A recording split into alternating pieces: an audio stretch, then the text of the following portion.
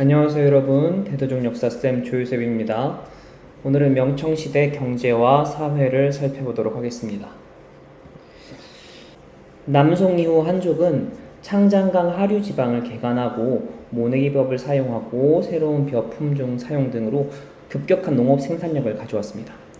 명청시대에는 창장강 하류 지방에서 쌀 대신 상품 작물을 생산하기 시작했습니다. 상품 작물은 여기서 상품으로 판매할 수 있는 농산물을 얘기하는 거예요.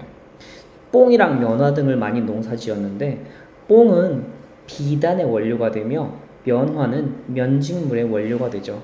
자연스럽게 창장강 하류 지역에서 비단과 면직물을 생산하는 수공업도 함께 발달합니다. 생각해보세요. 비단을 만들어야 되는데 원료가 가까운 곳에 있는 게 좋겠어요? 멀리 있는 게 좋겠어요? 훨씬 가까운 곳에서 만드는 게 훨씬 이득이 되는 거죠. 자, 이를 바탕으로 수저우, 항저우 등이 상공업 도시로 번영을 누리게 됩니다. 진더전이라고 하는 부분은 여기 가운데 있는 부분인데요. 여기 근처에는 품질이 좋은 진흙이 많고 가마에 연료인 소나무가 풍부해서 도자기를 굽기 좋았다고 합니다. 거기다가 근처에 강이 있어서 수은이 발달해서 도자기 생산의 안성맞춤이었습니다. 도자기를 생산하면 수은을 통해서 다른 지역으로 배달을 가는 거죠.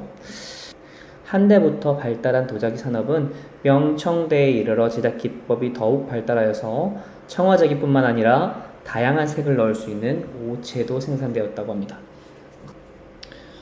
오른쪽에 있는 건 명나라 때 만들어진 징더전의 도자기고 왼쪽에 있는 건 청나라 때 만들어진 징더전의 도자기입니다. 굉장히 색깔이 되게 다양한 색깔을 사용하고 있는 것을 볼 수 있죠. 이런 징더전의 도자기는 유럽 상인들을 통해서 서아시아와 유럽에 수출되었습니다.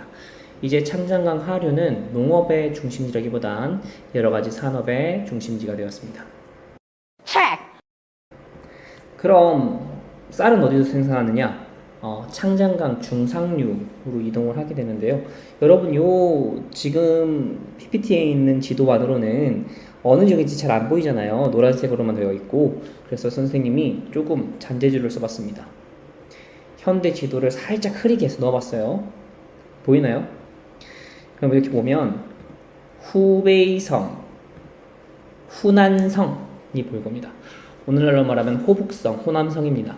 이 호북성, 호남성을 옛날에는 호광성이라고 했는데 이 호광성, 이 두 지역에 쌀이 익으면 호광 지역의 쌀이 쑥 익으면 천하의 모든 사람들이 다 먹고 산다 라고 할 정도로 굉장히 곡식이 많이 나는 곳이었다고 합니다.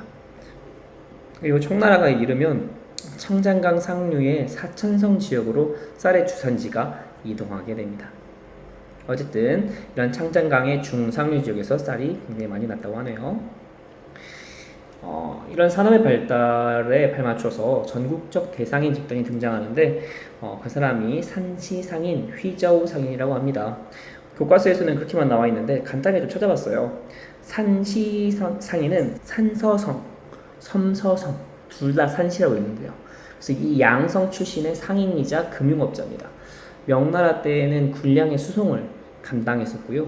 이후 소금, 미국, 면포, 견직물이 비단입니다. 미국은 쌀이에요. 그런 것들을 바탕으로 굉장히 세력을 키워가다가 청나라 때는 금융업을 독점하게 됩니다. 은행 같은 거요. 두 번째로 휘저우상인은 살짝 그 강남지방에서 많이 활동했던 사람들인데 신안상인이라고 합니다. 신안상인, 휘주의 옛날 이름이 신안군이었거든요. 그래서 휘주상인, 휘저우상인이 아니라 신안상인 이렇게 부르기도 한다고 합니다.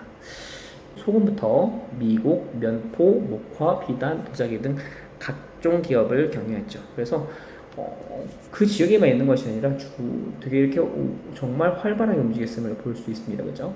근데 보니 휘저우상에는 거의 대부분 이제 강남 지방에 많이 활동이 치우쳐져 있는 반면에 산시상에는 좀 전국적으로 이동했던 것들을 좀 볼 수 있습니다. 그죠? 대외무역도 살펴보겠습니다. 이 시기에는 대외무역이 눈부시게 발달했는데 중국에서 생산된 비단, 도자기, 차, 면직물이 신대륙과 또 유럽에서 엄청나게 인기를 끌었습니다. 그래서 이 중국산 상품들을 신대륙과 일본에서 생산된 은과 교환했죠. 당시 전 세계에서 가장 은이 많이 생산되는 곳은 아메리카의 포토시 은산, 멕시코 은산, 그리고 일본의 이와미 은광이었습니다. 특히 아메리카 대륙에서 만들어진 은들은 유럽으로 가고요. 일본에서 만들어진 은은 바로 명나라로 들어왔죠. 유럽, 이슬람, 인도 상인들과 명의 무역을 시작하게 되면서 유럽, 이슬람, 인도 상인들이 가지고 있었던 아메리카의 은들도 중국으로 몰려들기 시작했습니다. 전 세계의 은이 중국으로 몰려들기 시작했던 거예요. 그러다 보니까 은을 바탕으로 중국의 경제가 재편되겠죠. 이를 가장 대표적으로 보여주는 게 중국의 세금 제도의 변화입니다.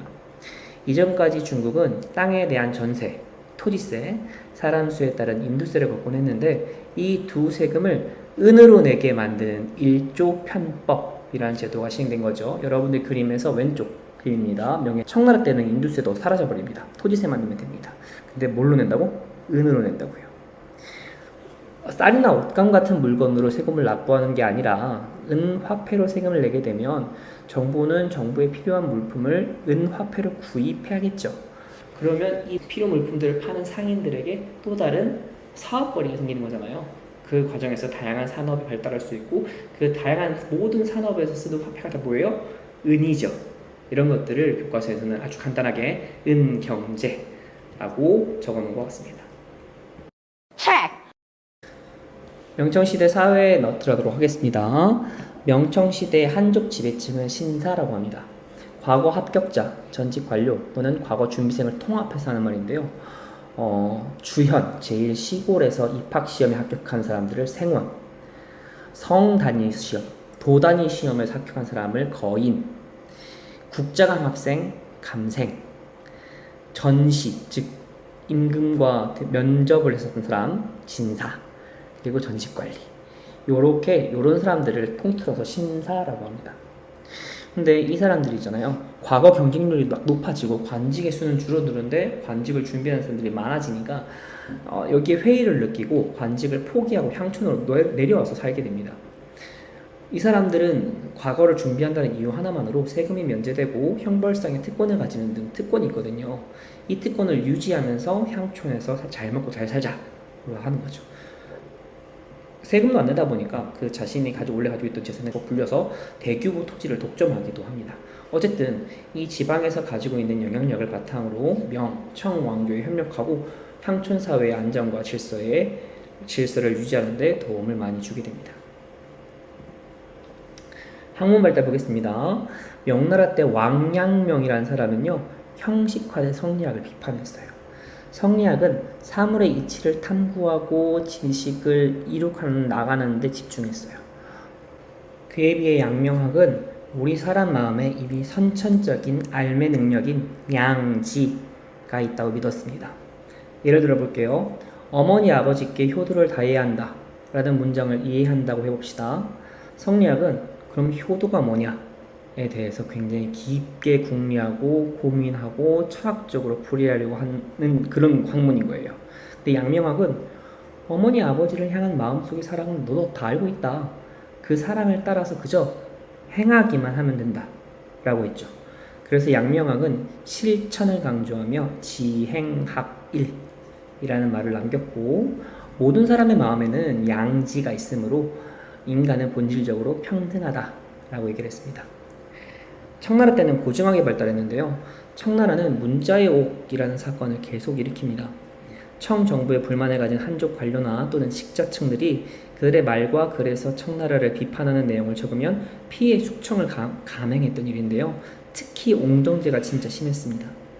이렇듯 청 정부가 엄격하게 사상을 통제하자 학문 연구의 자율성이 좀 상실된 거예요. 그래서 학문을 연구할 때 이 경전을 읽을 때 정치적으로 읽느냐, 사상적으로 읽느냐, 사회적으로 읽느냐 그렇지 않고 이 경전이 가지고 있는 사실 그런 것들을 증거를 통해 밝힐 수 있는 역사책처럼 연구했던 겁니다. 이를 고증학이라고 합니다.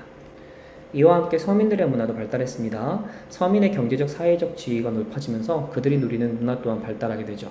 당시 서민들에게 목판 인쇄술이 보급되면서 삼국지연이, 수호전, 서우유기, 홍루몽 등의 소설이 발달하는데요. 여러분 이 그림 잘 보면 이거 목판으로 찍어낸 그림이에요. 그죠? 삼국지연이거든요. 삼국지 연의의 그 구절 같은 그 소설의 사파 같은 것들을 목판으로 찍어서 같이 넣어준 거예요. 너무 재밌었겠죠, 그 당시 때. 만화책도 없었을 텐데. 또한 도시와 농촌에서 서민들을 위한 연극이 성행했는데요. 이 연극들에서 여러분들 제일 유명한 게 경극이죠. 청나라 때 등장한 연극이라고 합니다. 마지막으로 서양 문물의 전례 가보겠습니다. 서양 문물은 주로 선교사들을 통해 서양의 과학과 기술이 전래됐는데요. 마테오 리치는 곤여만국전도라는 지도를 전해줬습니다. 곤여만국전도는 목판으로 한 장에 인쇄된 지도로 유럽의 지리적 지식을 바탕으로 중국에서 만들어진 최초의 세계 지도입니다. 그 전까지 중국인들은 천원지방, 즉 하늘은 둥글고 땅은 네모나다 라고 생각했다고 해요. 그런 편견을 가지고 있었던 중국인들에게 큰 사상적 변화를 가져오게 된 지도가 바로 이 세계 지도입니다.